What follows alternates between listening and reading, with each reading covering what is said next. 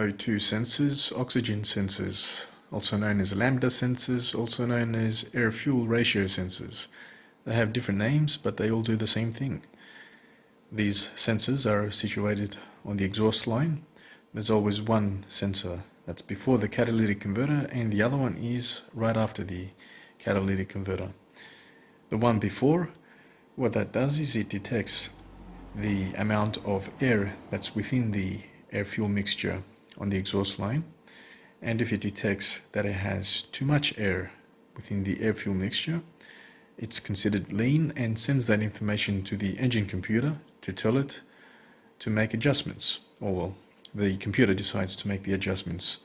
And if there's too little air within the air-fuel mixture, that information is fed to the engine computer, and then the engine computer will make the appropriate adjustments to the fuel injection for adjusting the percentage of fuel that's flowing at that specific time.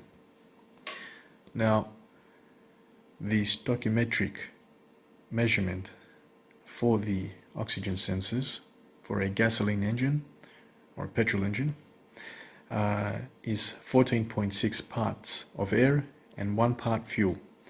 So, if the oxygen sensor detects more than 14.6 parts of air, it will detect that as a lean condition, and that information is then fed to the engine computer to make its adjustments. And if it detects an air-fuel ratio of, let's say, 14 parts of air or 13 parts of air, then it's too lean, and then again that information is sent to the computer and the appropriate adjustment is made.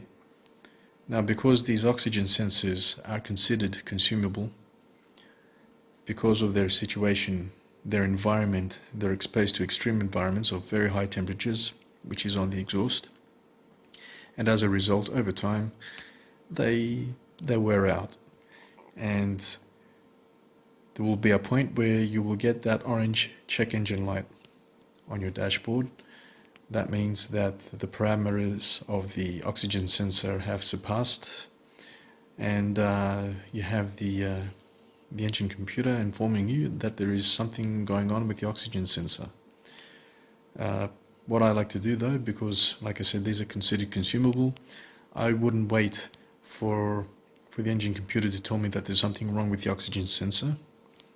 I will unplug it only from here, and I will test the resistance.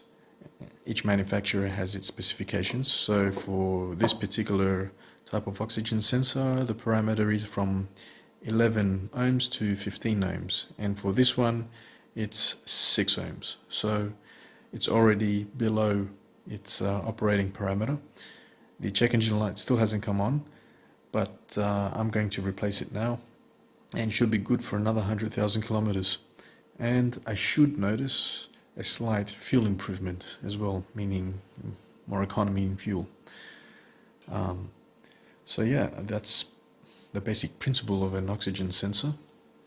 And as I mentioned, because of the environment that they're exposed to, they tend to wear out, and that's why they're considered as a consumable item.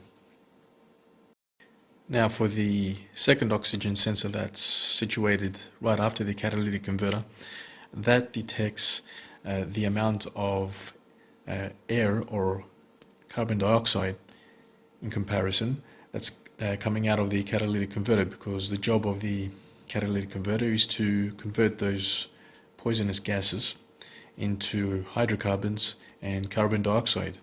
Within the catalytic converter, there are precious metals where it looks like they've been formed in a honeycomb-like shape, and as the poisonous gases flow through the catalytic converter, there's a chemical reaction going on, and it converts those dangerous gases, the carbon monoxide for example.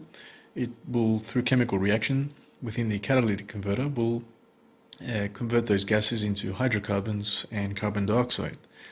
That is why a lot of times you would notice in the morning you would see water coming out of the tailpipe, and that is the hydrocarbons that have cooled down and they've turned into distilled water, and with the airflow through the exhaust, you will see water coming out, and then at some point you might notice steam is coming out because those hydrocarbons that had cooled down, turned into water, are starting to evaporate again, and that's why you see steam coming out of the tailpipe. So the job of the second oxygen sensor is to detect the amount of oxygen within a sample of air that's coming out of the catalytic converter. So if it's detecting not so much carbon dioxide, then that will probably let the computer know that there's something wrong with the sensor or with the catalytic converter. There's various codes involving that. It's just basically part of the emissions control that's required for cars for many years now.